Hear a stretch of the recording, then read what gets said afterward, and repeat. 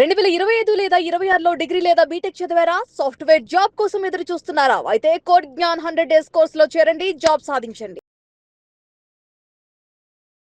Fake ఎక్స్‌పీరియన్స్‌ని HR అసలు ఏ విధంగా గుర్తిస్తారు? ఎందుకంటే ఎవరైనా సరే ఇప్పుడు సాఫ్ట్‌వేర్ జాబ్ కావాలి అనుకునేటువంటి వాళ్ళు చాలా ఎక్కువ మంది ఉన్నారు. అవును. మీరు చాలా ప్యూర్ ఆర్గానిక్‌గా, సిస్టమాటిక్‌గా వెళ్తూ ఉన్నారు. అంటే మీ దగ్గర 100 డేస్ కోర్స్ చేస్తారు. మీరు ఆన్ అన్ యావరేజ్ వారానికి వచ్చేటప్పటికి ఒక 3 డ్రైవ్స్ Yes. చూపిస్తారు వాళ్ళకి. అవును. మీ దగ్గర కొన్ని కంపెనీస్ ఉన్నాయి కాబట్టి అవును. ఓకే.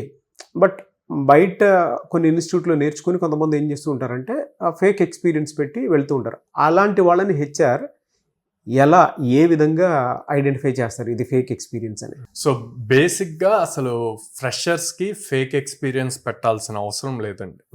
ఓకే, ఇది పాపం చాలా మంది తెలియక ఫ్రెండ్స్ ఇంటర్న్షిప్స్ది పెట్టారు అని చెప్పి వీళ్ళు కూడా ప్రాపర్గా అది ఏంటి అన్నది తెలుసుకోకుండా ఫేక్ ఇంటర్న్షిప్ థింగ్స్ అన్ని రెజ్యూమ్లో మెన్షన్ చేస్తారు. సో ఎప్పుడైతే మీరు 1 or 2 ఇంటర్న్షిప్స్ అంటే జనరల్గా చెప్తానండి, ఇప్పుడు ఇది బయట జరుగుతున్న కామన్ థింగ్. థర్డ్ ఇయర్లో సెకండ్ ఇయర్ సమ్మర్ హాలిడేస్లో, థర్డ్ ఇయర్ సమ్మర్ హాలిడేస్ అంటే ఫైనల్ ఇయర్కి వచ్చే ముందు ఇంటర్న్షిప్స్ చేయాలి అని చెప్పి ప్రతి కాలేజ్ వాళ్ళు స్టూడెంట్స్ని అడుగుతున్నారు. ఓకే, స్టూడెంట్స్ బేసిక్గా ఏం చేస్తున్నారు అంటే అన్ని కంపెనీస్ లేవు ఇంటర్న్షిప్స్ చేయడానికి. ఎందుకంటే ఓన్లీ మన 2 తెలుగు రాష్ట్రాల్లో ఆంధ్రప్రదేశ్, తెలంగాణలో ఇంజనీరింగ్ అండ్ డిగ్రీ కంప్లీట్ చేస్తున్న వాళ్ళు ప్రతి సంవత్సరం 12 లక్షల మంది దాకా ఉన్నారు. ఇంతమందికి జాబ్స్ ఇచ్చే కంపెనీస్ ఉన్నాయా? లేవు. ఇంటర్న్షిప్స్ ఎట్లా ఇవ్వగలుగుతారు? ఎవరు?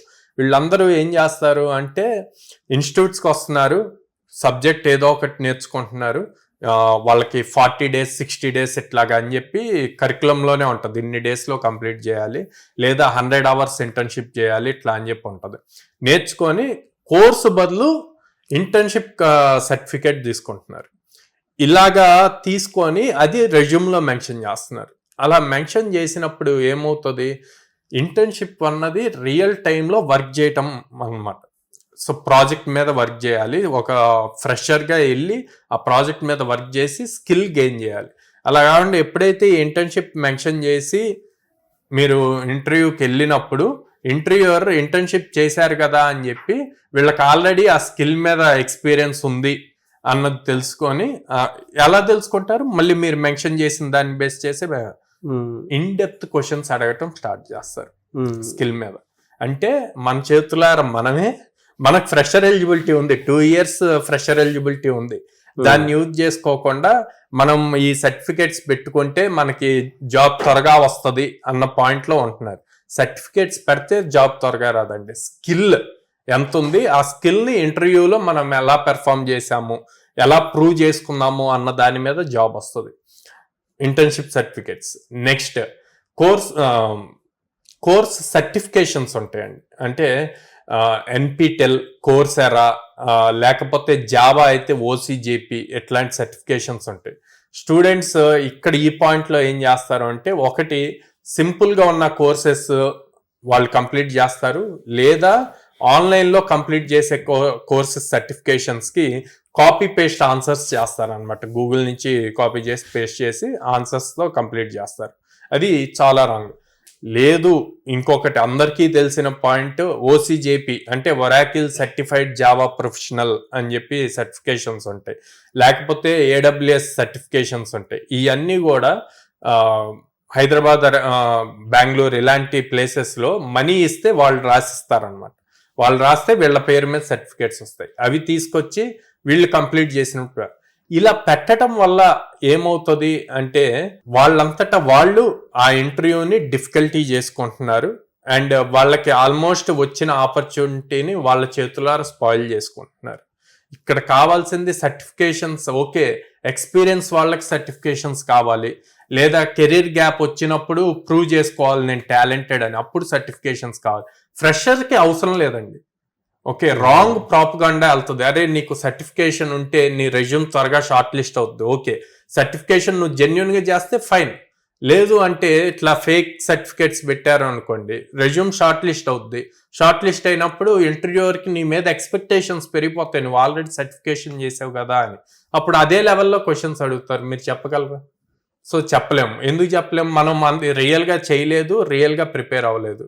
At the same time internship certificates కూడా అంతే.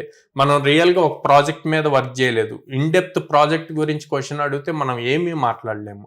సో అందుకే ఫ్రెషర్కి ఫేక్ ఎక్స్పీరియన్స్ సర్టిఫికేట్స్ కానీ ఫేక్ ఎగ్జామ్ సర్టిఫికేట్స్ కానీ అవసరం లేదు. 2 years టైం ఉంటుంది. ఫర్ సపోజ్ 2026 ఏప్రిల్లో పాస్ అవుట్ అయితే 28 ఏప్రిల్ వరకు ఉంటుంది. ఒక్క 100 days మిగతా అన్ని వదిలేసి జాబ్ తెచ్చుకోవాలి, దానికి కావాల్సిన స్కిల్ నేర్చుకోవాలి అన్న దాని మీద ఫోకస్ చేసి నేర్చుకుంటే గనక ఖచ్చితంగా జాబ్ వస్తుంది. ఎలాంటి ఫేక్ సర్టిఫికేట్స్ అవసరం లేదు. నేను ఇప్పుడు దాకా కోడ్న్యాన్ తరపున 4100+ స్టూడెంట్స్ ప్లేస్ అయ్యారండి.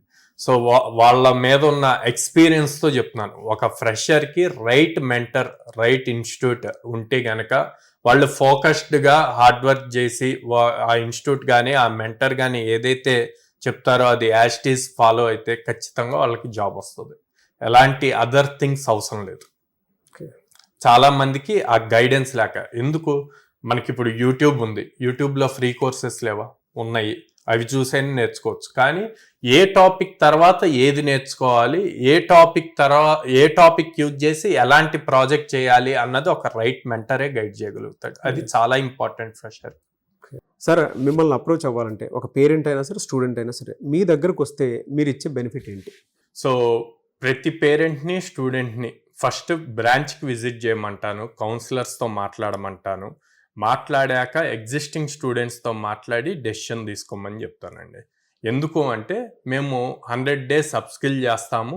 ఓకే, అప్స్కిల్ చేశాక మేము దాదాపు 800+ కంపెనీస్తో అసోసియేట్ అయ్యి ఉండటం వల్ల వాళ్ళకి ఎవ్రీ వీక్ మినిమం 3 drives అన్నవి ఆపర్చునిటీస్ ఇస్తాము. సో అప్స్కిల్ చేసి ఆపర్చునిటీస్ ఇచ్చినప్పుడు క్రాక్ చేయటం easy. At the same time not only technical, communication skills, soft skills రెండూ నేర్పిస్తాము, యాప్టిట్యూడ్ రీజనింగ్ నేర్పిస్తాము. అండ్ పేరెంట్స్కి మన సైడ్ ఎక్కువ ఫార్మర్ బ్యాక్గ్రౌండ్ నుంచి ఎక్కువ స్టూడెంట్స్ ఉంటారు కాబట్టి వాళ్ళ కోసం 0 down payment EMI ఆప్షన్స్ కూడా ఉందన్నమాట. ఓకే, సో డబ్బు లేకపోయినా సరే ముందు వచ్చి చదువుకోవడానికి అవకాశం. ఈఎంఐలో పే చేయొచ్చు. స్టార్టింగ్ జాయిన్ అయ్యేటప్పుడే పే చేయాల్సిన అవసరం ఉండదు. అండ్ దెన్ ఎక్కువ మంది గర్ల్స్ స్టూడెంట్స్ ఉంటారు. సో పేరెంట్స్ ఎక్కువ సెక్యూరిటీ రీజన్స్ ఇవన్నీ ఆలోచిస్తారు. అందుకని విజయవాడ క్యాంపస్లో with in the campus girls hostel కూడా ఉంది. సో మన బ్రాంచెస్ వచ్చేసి విజయవాడ మొగల్రాజపురంలో ఉందండి, హైదరాబాద్ JNT మెట్రో స్టేషన్ దగ్గర ఉంది, అండ్ వైజాగ్ ద్వారకా నగర్ ఫస్ట్ లైన్లో ఉంది. ఓకే.